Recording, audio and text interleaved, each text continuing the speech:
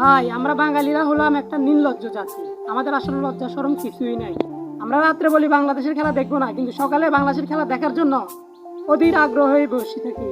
মাত্র 116 রানের টার্গেটে যে বাবা আমাদের উইকেট পড়তেছে ভাই, আসলে আমি বুঝি না আমাদের পাপন এই শালার গেলে শালা কম লেভেলের গাঁজা খাই বিশ্বকাপে এই ম্যানগুলো ফাটাইছে ভাই। আমি বুঝি না সাকিবুল হাসান সে নাকি বিশ্ব অলরাউন্ডার, সে কি খেললো আমি বুঝি না। 80 প্রথম বলে উইকেট। আর রড শান্ত এই বিয়াদফের কে অধিনায়ক দিছে আমি বুঝি না। এই বিয়াদব ফর্মে নাই কিছু নেই, বিয়াদফের কে অধিনায়ক দিছে আমি বুঝি না ভাই।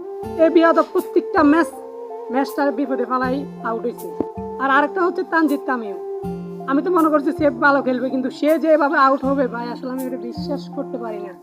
আসলে আমরা বাংলাদেশকে যতবার সাপোর্ট করবো ততবারই আমরা হারবো। আসলে আমি মনে করি বাংলাদেশকে সাপোর্ট করার দরকার নেই, বাংলাদেশকে সাপোর্ট না করে আফগানিস্তানকে সাপোর্ট করা আরো ভালো। আমি মনে করি আজকে আফগানিস্তান জিতো, আর আমি মন থেকে দোয়া করি যে আফগানিস্তান যেন সেমিফাইনাল ওঠে। বাংলাদেশ জিতলে ভাই আসলে লাভ হবে না। তাদের যে খেলা, তাদের যে গরুর ঘাস কাটাইলেও আরো ভালো আছে।